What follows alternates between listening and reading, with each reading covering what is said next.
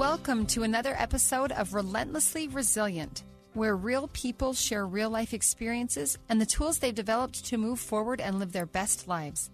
I'm Jennie Taylor. And I'm Michelle Scharf.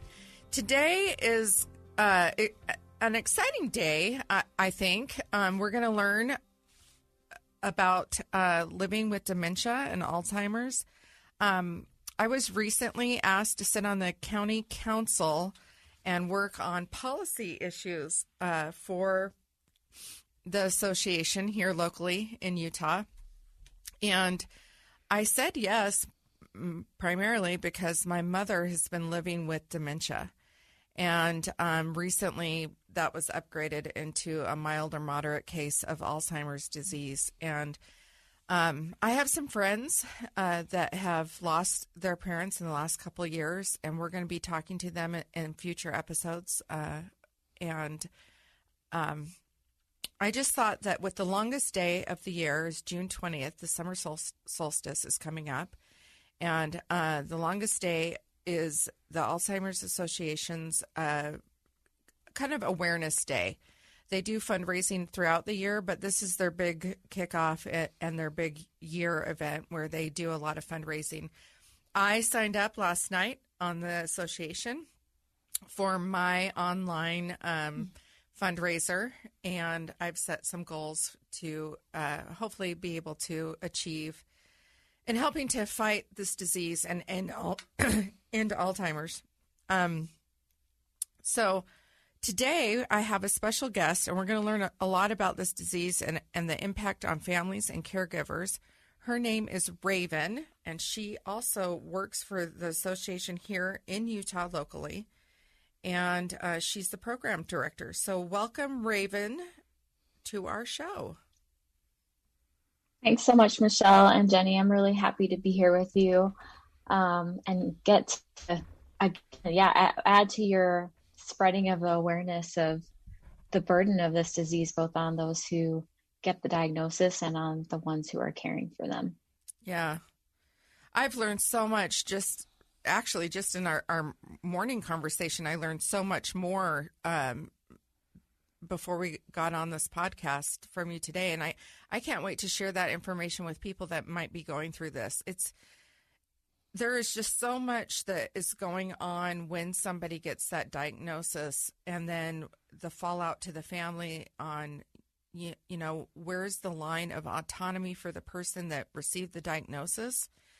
And you know, they slowly, inevitably lose that autonomy. And that's the real struggle with this illness, right? Yeah, I would say also, too, not everyone gets their diagnosis. And so there's a lot of people already going through those stages and they haven't even been diagnosed. And a lot of people I talk to, they're not even there yet. They know their loved one has some type of dementia. They're pretty sure, but what do we do? How do I handle all of this? Where do I go to get a diagnosis? And it's even just hard to get the person to go get the diagnosis because they're very often resistant to talking to someone and acknowledging that they have a problem. And so there's so many different, it's so complex and so many different situations. I didn't even think about that, but just you bringing it up reminds me of, you know, my sister and my dad were telling my brother and I that my mom was having issues, and we just were in total denial. We just refused it completely. Mm-hmm. And my mom's like, I'm fine. And my brother and I were completely on her side. And turns out she did. She was diagnosed at that point with a dementia. I don't know exactly what the original diagnosis was, but it was some form of dementia. And now that's been upstaged. Does that happen commonly? Do you sometimes have dementia is maybe a lower or less complicated form of this disease? Or what is this? Tell me about that. Well, I would say I'm not really an expert on that because that's definitely more on the clinical side, and I'm more about caregiver support Okay. But if you were to talk to those who give the diagnoses, who are giving those diagnoses, there's people who are experts, like geriatric psychologists that we have here in the state of Utah, for instance, at the University of Utah. I know they have specialists like that. But often, who are people mostly going to probably access? It might just be their primary care physician, who maybe isn't an expert on the different types of dementia. And so I don't know what that process is like on the front lines for those who are just accessing, that first conversation. And yeah. But I do know that the most accurate way to get a diagnosis is through a PET scan. And those are not very available to people because they're very expensive, and often insurance won't cover getting that scan. And so you're relying on less accurate testing to try to figure out what the diagnosis actually is. Wow.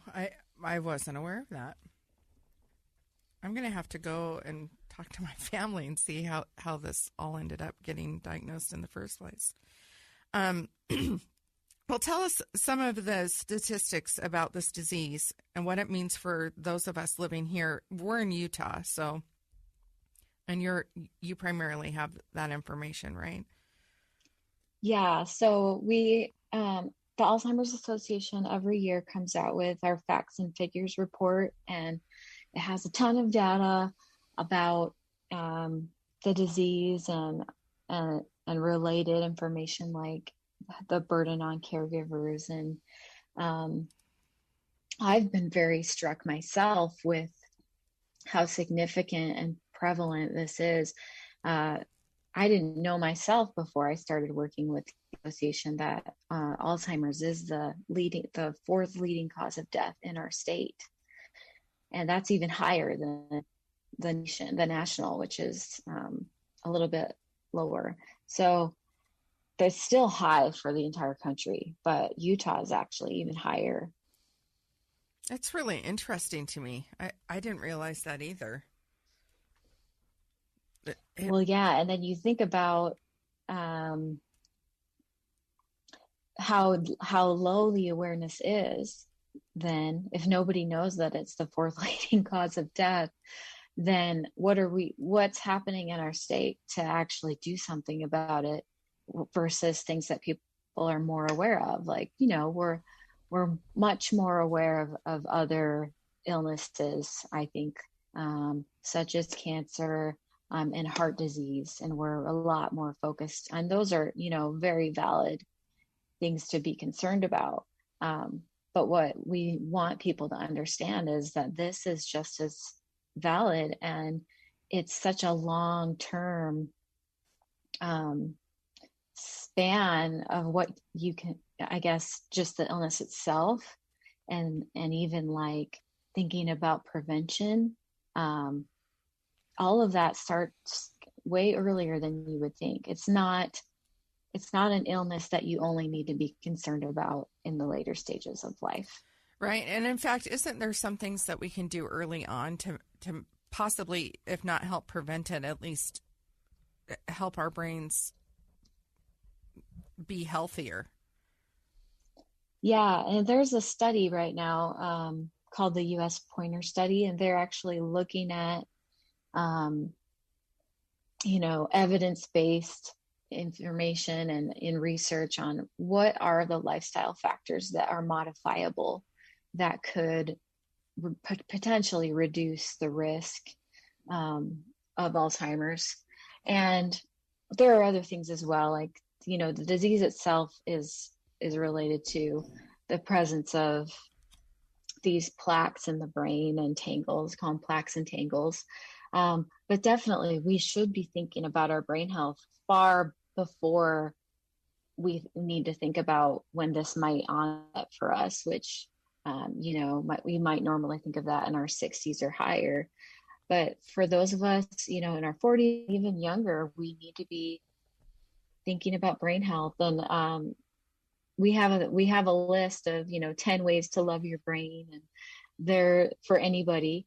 And I've heard some recent research as well on some of these more in depth. I mean, these aren't just a list of things that we thought, hey, well, what helps your brain? I mean, this is backed by research.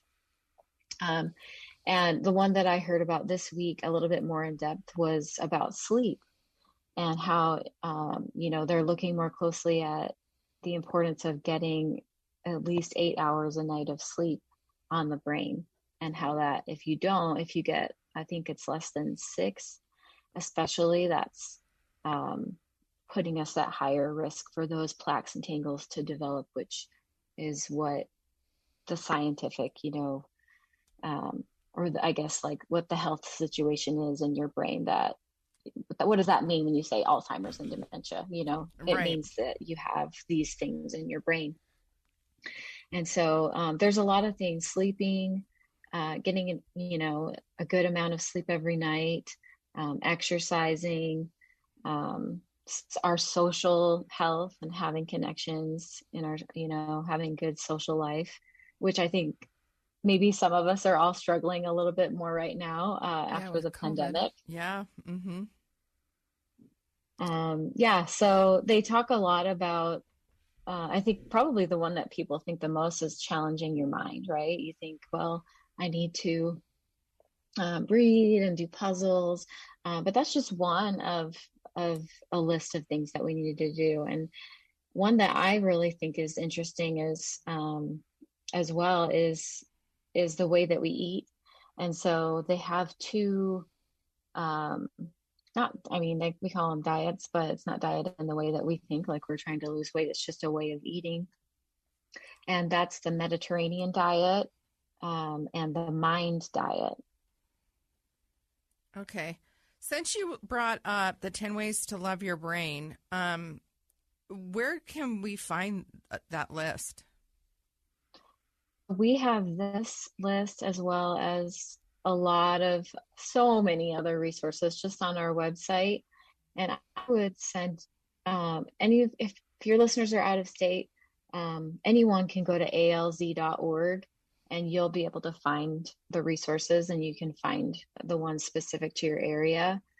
And in Utah, just go to alz.org/Utah. Yeah. And I have that list in front of me about the 10 ways to love your brain. We could go into them in depth, but I'm just going to read them really quick. It's butt out, follow your heart, heads up, feel upright, catch some Z's, take care of your mental health, buddy up, stump yourself, break a sweat, and hit the books. So all great ways to challenge our mind and our bodies, things that we should be really doing anyway. So thanks for sharing that. Let's talk about some of the broader scope of this. We've covered, it's the 4th highest leading cause of death in Utah. What is it in the nation? I think you've got it down here as 6th leading. So it's high up there. It's probably going to move up, I imagine, as the baby boomer generation starts to age as well. Is that part of what's going on? Definitely, that's going to play a role when you think about where we're already at in numbers. 33,000 people in the state of Utah are living with Alzheimer's right now. We have projections just in the next few years that that's going to go up, I think, more than 20%. And so part of that is the people that are entering this age group are going to be much higher than they have been ever. Wow.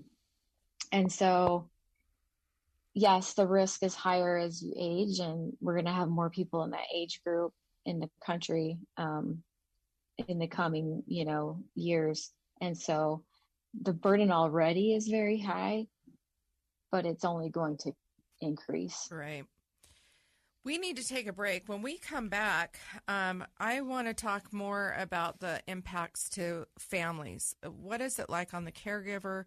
How do we develop steps of resiliency when we're dealing with such a long-term illness and such it's an insidious disease because it robs us of our person long before our person actually goes. And so we're going to take a break and we'll be right back.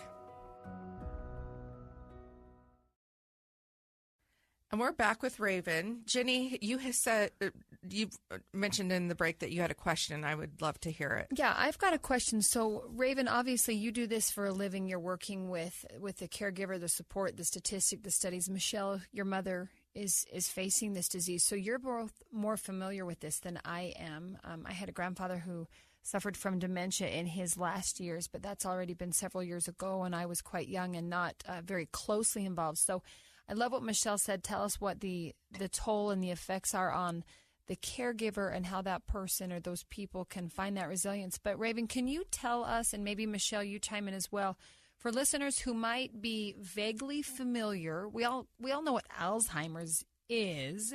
It's kind of this vague concept in our minds, but can you tell us maybe what might we look for symptomatically? You said a lot of people maybe don't have that official diagnosis or that PET scan. What symptoms might I see in my loved one?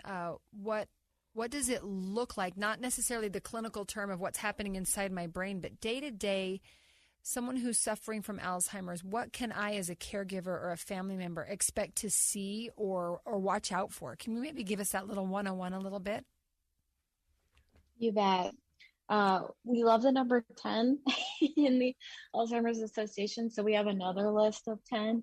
And that one is called Know the 10 Signs. And we actually have one of our educational programs is on this. And this is open to the public, so anyone can attend this session and learn a little bit more in depth.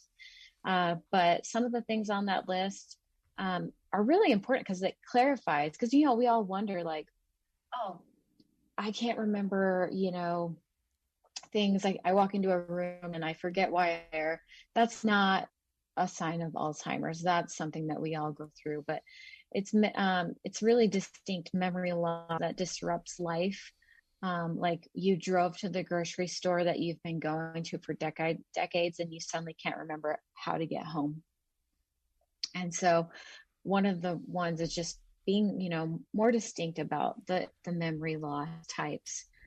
It's very disruptive to your daily life.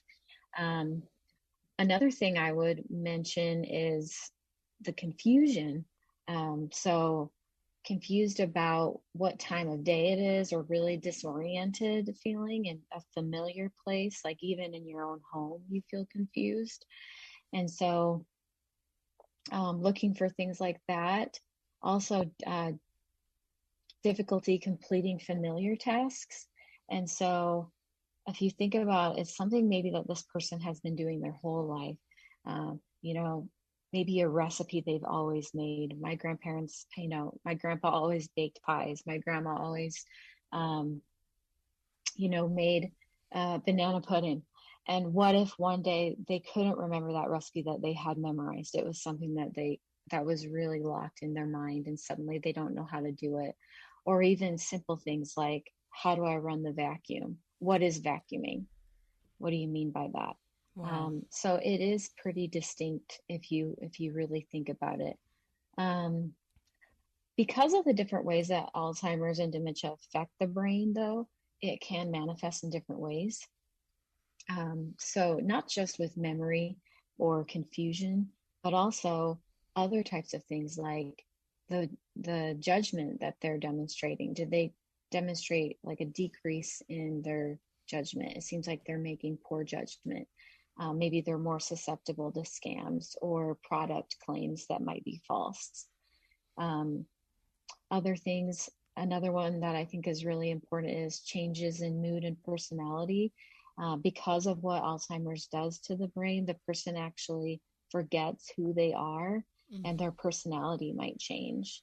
And that, that itself might affect the mood that you see them in. And so if they don't seem like themselves, but there are 10 signs, and I'll just hit on the ones I didn't say.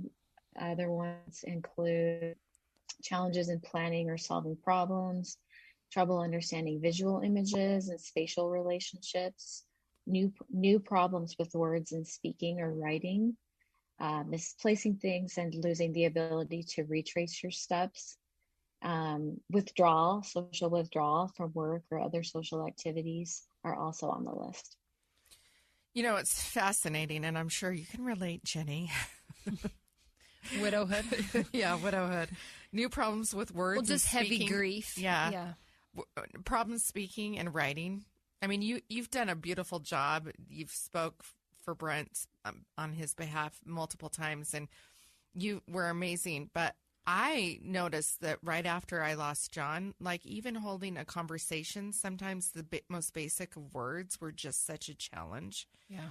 And so I know that, heavy grief can bring in a lot of these signs, but if they don't recover, if you don't get better, then they're probably something else. That's what I can't, I'm trying to place myself into this position as you talk about the different challenges and trials we all go through.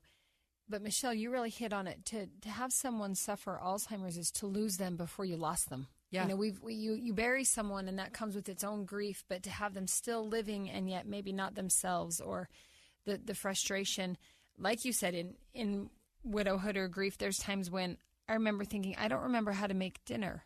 I don't remember how to plan that I need to feed my kids, those daily tasks. Mm-hmm. I can't imagine that going with me the rest of my life, the rest of my years, and not being able to kind of shake it off or hope I can snap out of this.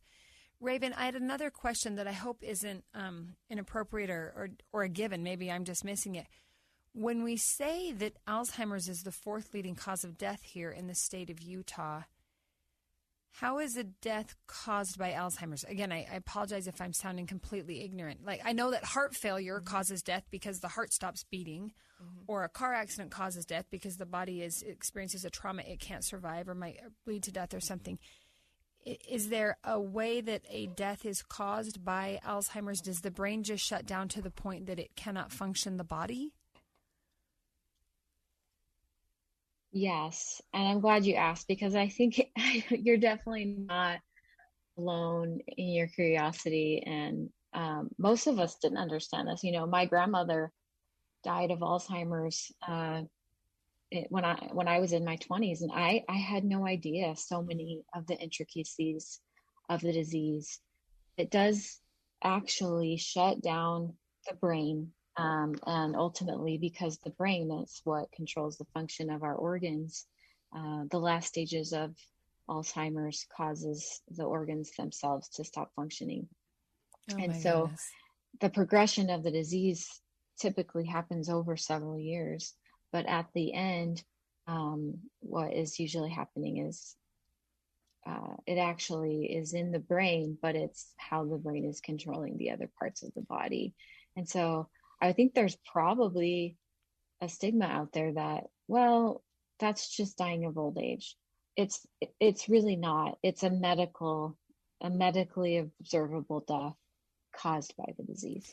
Wow, I appreciate you sharing that, because I'll admit I was not aware of that. I think a lot of the things you described about the memory or the confusion or the personality changes kind of fit my stereotype of what maybe Hollywood has taught me Alzheimer's is. But to think of how, of course, that makes sense. If the brain is losing its function, that might start as a cognitive thing. That might start as a personality thing. But it is the brain that runs the entire body. And I hadn't really connected those two thoughts, that Alzheimer's will shut down your body by slowly shutting down your brain. I mean, that is just, I appreciate you putting it into those words. And I hope I'm not the only one that got some clarity out of that. I imagine I'm not. No, I'm sure that you're not, in fact. It's a crazy disease. And going back to that whole, like, we lose them, it's kind of like, I recently went out and visited my parents, and, my dad had a moment with me, and, I can relate, because he's losing my mom in pieces. And I can kind of understand that, because I lost John over time from cancer, but his cancer was also robbed him of other functions and ability to be intimate and those things. And so we lost pieces of our relationship in incremental pieces. And so in that way I can relate to what my dad's going through. The hard thing is that And some people do it with cancer. I mean, I knew a family that she had cancer for 15 years, but I think the hard thing with this is that the term of this disease is it's not necessarily the same for everyone, but it's a long drawn out process. It's a very slow process typically. Is that correct, Raven? Yes, it's a lot longer than of an experience than a lot of caregivers go through with other types of caregiving. So the average length of the disease as it progresses is about 8 years. And so when you think of care, the burden on the caregiver, you have someone who's losing, like you explained, slowly losing their loved one over time and increasing in the caregiving support that is needed. And it's about 5 years longer than other types of caregiving. Yeah, that creates a lot of issues. Like I was the caregiver to my husband for 22 months, and a lot of that time he was still able to go to work. I had to do other things for him, like manage his medications, his appointment, giving him his IV fluids, those kind of things. But to have to do this for 5, 6, 7, 8 years, I mean, that's a long time for a person to be in the situation where they're caring for somebody who has so many needs, Exactly. Yeah. And they did a study that showed, the different types of care that they have to give assistance with when you're caring for someone with dementia. And it's just higher, and incontinence and emotional and mental health problems and behavioral issues are just way more prevalent, as well as just helping with living activities. But these very stressful types of things are much higher when dealing with Alzheimer's and dementia. I think the challenging thing too, being around some people with having had this and watching my mom, is there's moments of clarity, and so then you think that you're with your person, and then all of a sudden they're talking about something or they're repeating something, and it becomes challenging to you mentally because you're like, we just had that conversation. Like, why are we doing this again? And it's not like you want to be irritated, but you kind of can't help it on some level. And it, Sure. It gets wearing, and as the disease progresses, sometimes they'll get stuck in a loop. So they'll go over the same thing over and over and over again. And that is just so mentally challenging for the person who's not dealing with it on a couple levels. One, because they're seeing it happen to the person that they love and they can't fix it. And that creates all kinds of its own emotion. But it's also challenging because it can be annoying for somebody who's not in that loop with them, Mm-hmm. It's just Definitely. It's just a challenging, it's on multiple levels. It's really a challenging experience to go through. It really is. I was in a meeting recently with a lot of the other people in this network in Utah that try to provide support to this issue. And there was a caregiver that spoke up and shared her story. And, she spoke to that. She said, I'm not happy. I'm miserable. She's like, don't paint a picture of that, this is going to be fine. Everything's going to be okay when you get access to the supports. Yes, we have a lot of support for people caregiving, those who are living with dementia. But like you said, it's definitely very challenging. And I think when you think about what kind of situations people are in when they're caring for someone with dementia, often it's just them and the person that they're caring for alone a lot of the time. And those are very frustrating situations when you have, repeating those conversations over and over, trying to decide, like, well, what do I say? I'm not even sure what to say when they say that. And then having someone say that over and over, it reminds me of almost in a way of dealing with toddlers. Like we all go through that with raising kids, and they just push those buttons over and over and over. And we all know, what that's like. But think of dealing with that with an adult, and someone maybe who's even your partner, and who was someone you relied on heavily prior to this, and they're no longer that support for you, and you're just beyond exhaustion, and you're isolated, and I think the not isolation for the knowing what to caregiver, do. yeah, I think the isolation for the caregiver is like beyond. My parents don't live in they live kind of in a rural community, and I live 12 hours away from them. I'm not in a position where I can just hop over there, and it kills me to watch my dad and realize that he's there. And I was going to say stuck with her. I don't mean it in like, he loves my mom and he wants to be there with her, but it's also just so exhausting. It's just so mentally taxing. When my dad got COVID, I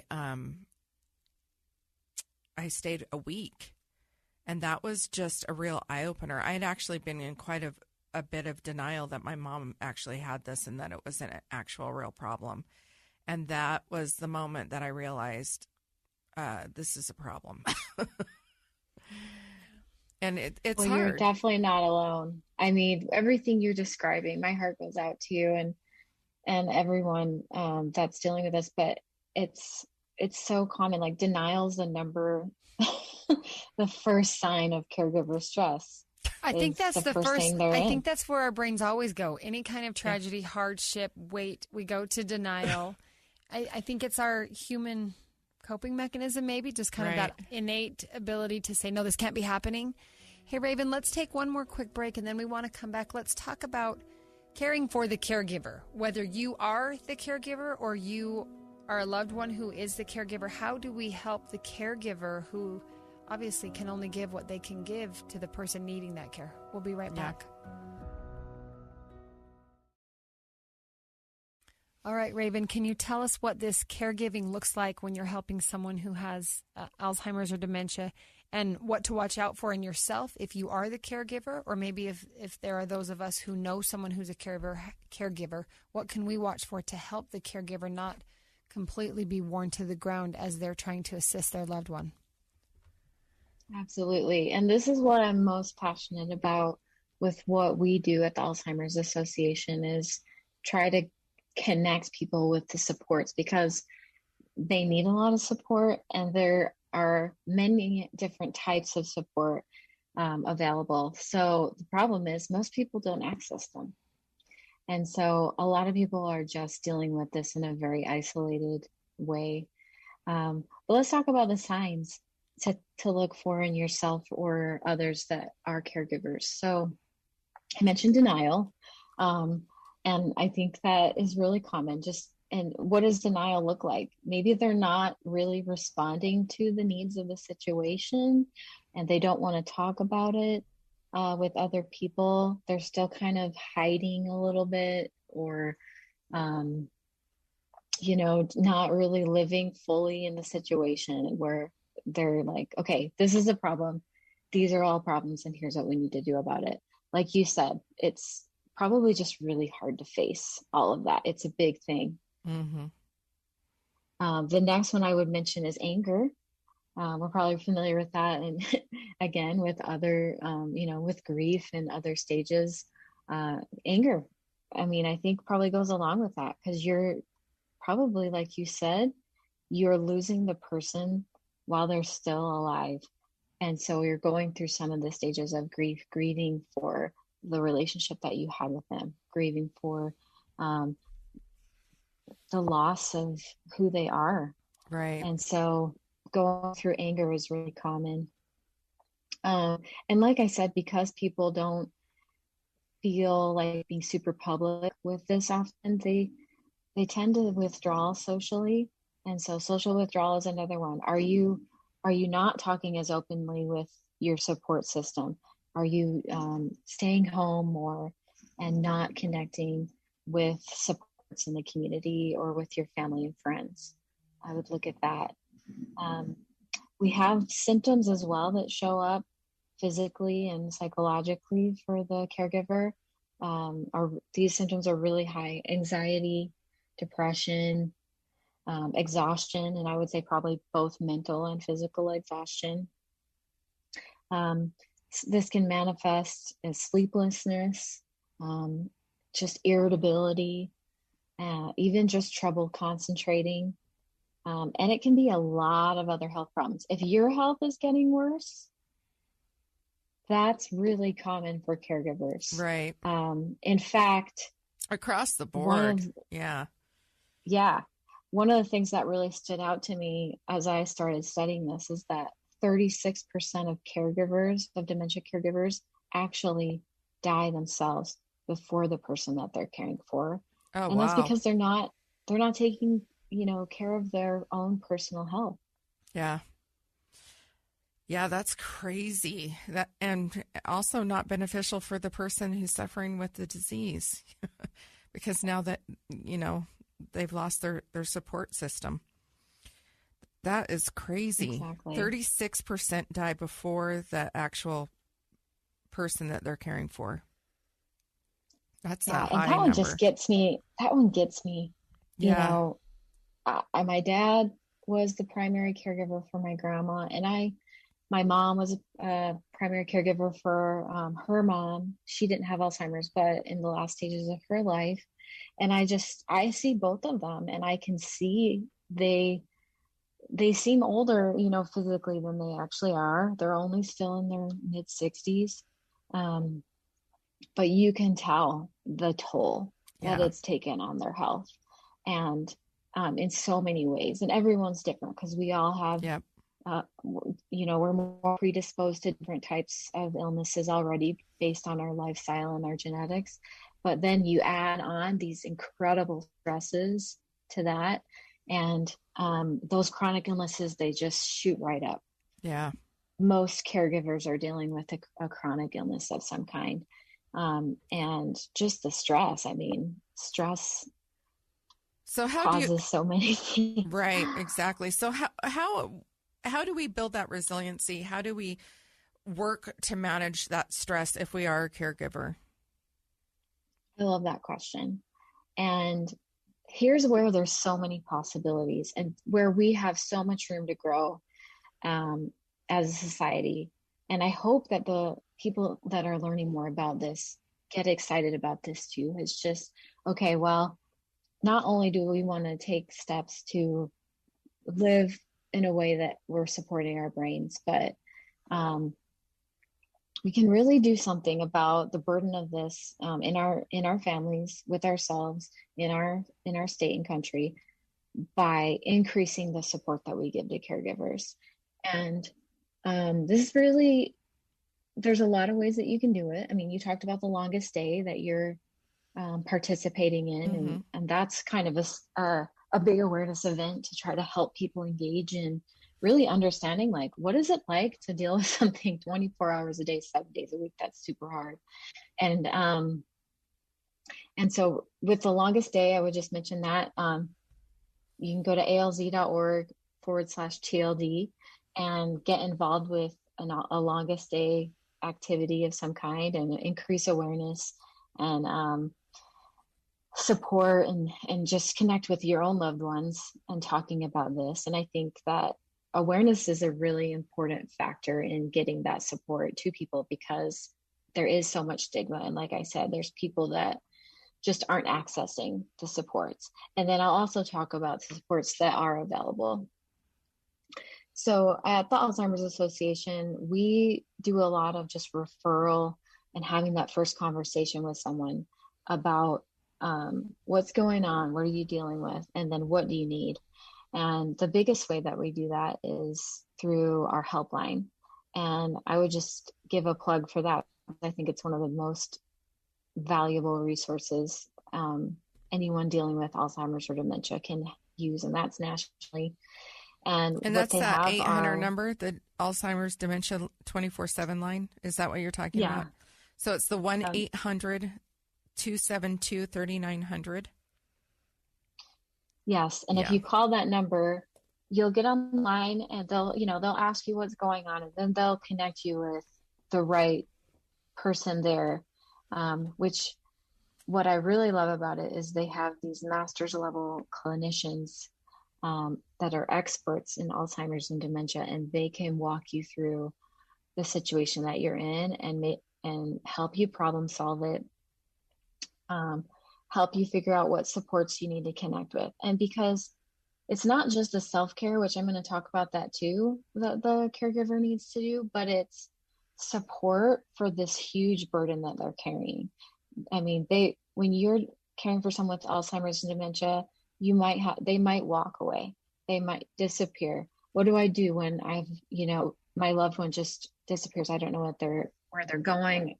They're very irritable and confrontational, and how do I get them back in the car?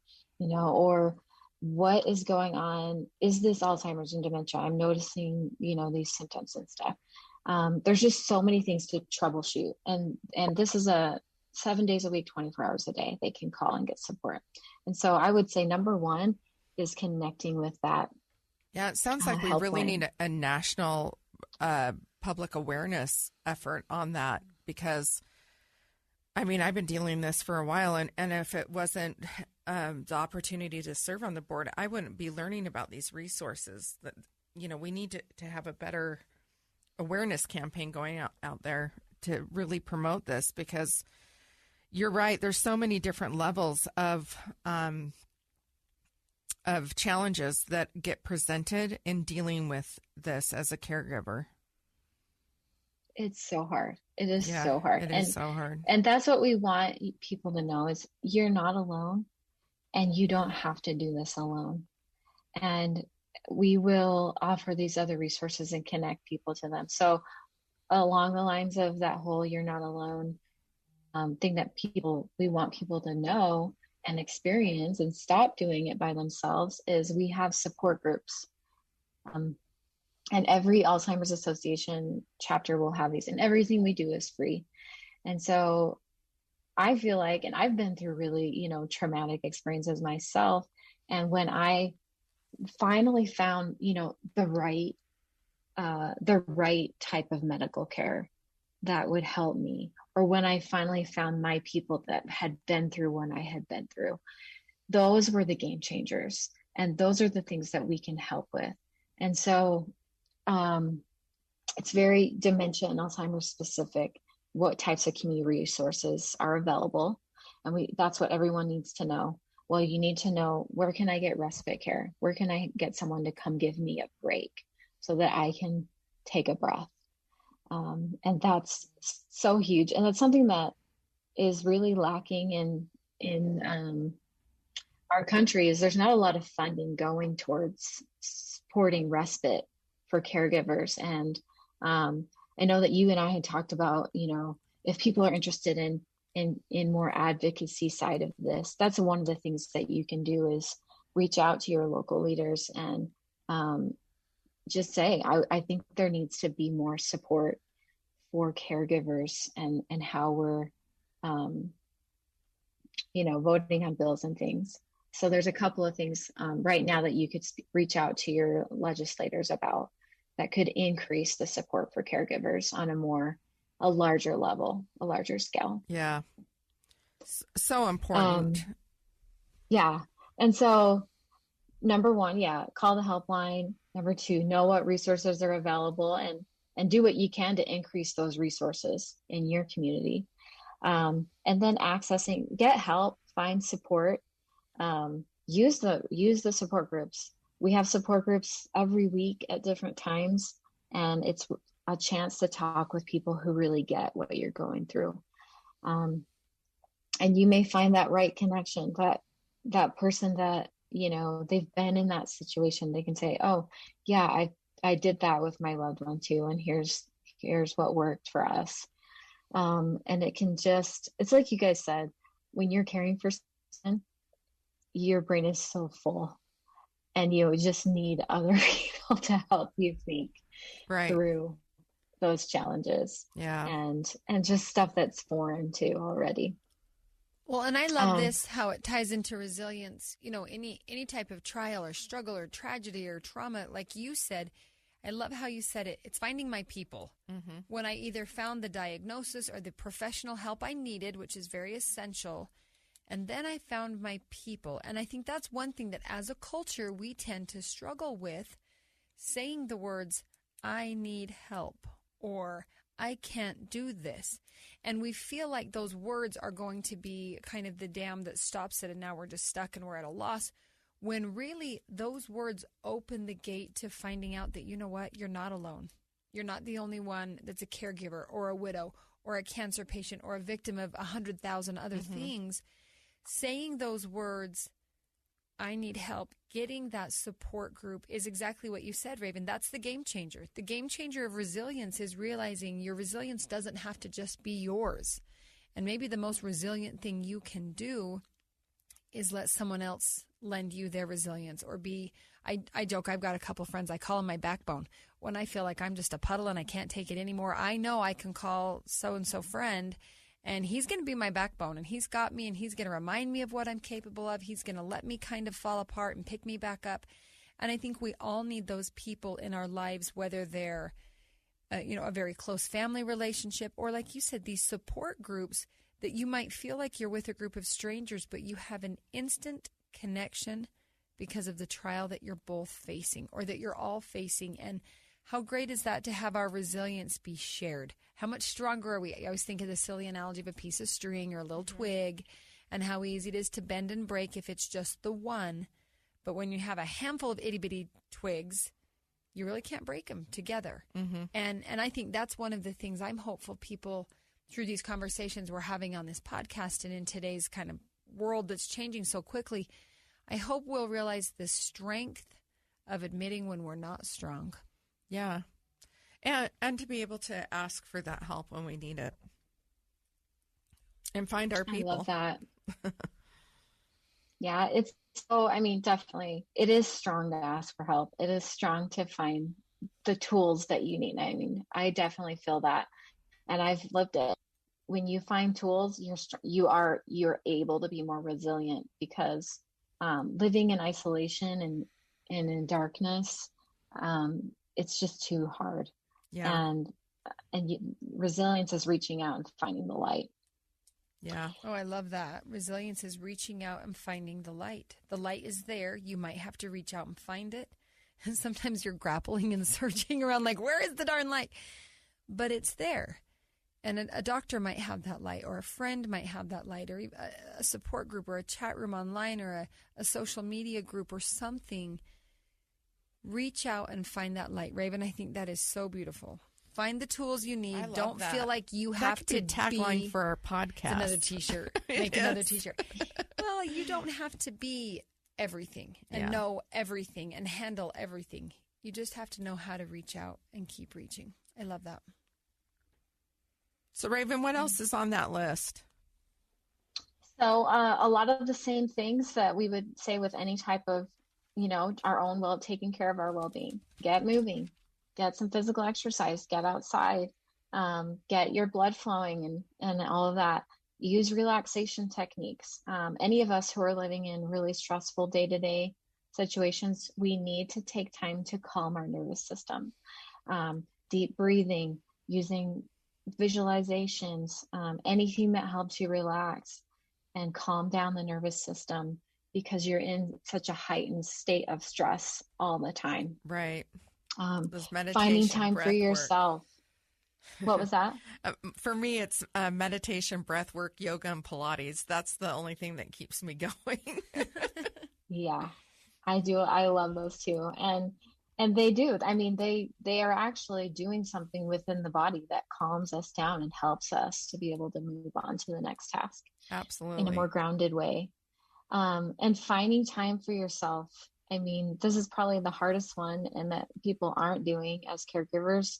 It's a 24 hours a day, 7 days a week, and they don't take time away from it, because whose needs are more demanding? the person they're caring for. Right. Becoming educated as a caregiver. We have a ton of resources on our website. And we have free training and classes to help understand and deal with all these challenges of caregiving. And so reach out and get those resources. Learn about these tools of how to deal with those various situations. Take care of yourself. Making legal and financial plans is really important as well. And just consult your doctor. Make sure that you're taking care of your health as well. If you have symptoms, like we said, a lot of people are dealing with chronic illnesses as caregivers. Getting attention for those symptoms is really important. That is so awesome. I really appreciate you sharing that list with us. And they're great for any caregiver, anyone that you might not be dealing with dementia and Alzheimer's, but they're great tips and advice for anyone who is currently a caregiver. I really appreciate you coming on and sharing this information with our podcast, our listeners. We are going to be sharing the stories of two women who have lost their parents, one a mom and one a father, to this disease, and talk about them and the struggles that they had to deal with. I'm so grateful that Dennis called me up and reached out to me and offered me the opportunity to serve on this board. It's given me a reason to face the reality of this disease and the fact that it is in my family, and my mom is suffering with it, and my whole family is actually suffering with it. It's not just the person who actually is diagnosed. Everything that we've talked about today is on alz.org, and that 24/7 helpline is listed at the very top right of the corner of the page. It's 1-800-272-3900. You can donate there. They accept donations all the time. We'd love to end Alzheimer's, and that would be the most fantastic thing to have happen. However, you can also register for the longest day, either by registering to do an event or attend an event, or have your own fundraiser. I started my fundraiser, so I have a social media fundraiser that I'm doing. I'm going to run it through now till the end of, or to the longest day, the summer solstice. And I set a goal for $1,600. We can do more than that if we want to, or any support or help would be awesome. When you register for the longest day, you just hit that tab on there, and you can either find resources or check if you do your own fundraiser. I just checked mine. I did this last night, so I don't know who donated to me already, but I've got $100 added to my donations, so who knows? Anyways, you can find resources there. You can also join somebody else's hashtag END ALZ, ENDALZ, End Alzheimer's, which is the hashtag the longest day, also on social media if you want to look for those. Anyway, you can either join a fundraiser or start your own. My name of my fundraiser is For the Love, hashtag End ALZ, and I'm doing it on behalf of my mother, Tanya, and any support or help from those who want to share and do that would be great. I was able to see on my page, my father just donated $100. Oh, I'm going to cry. Yeah.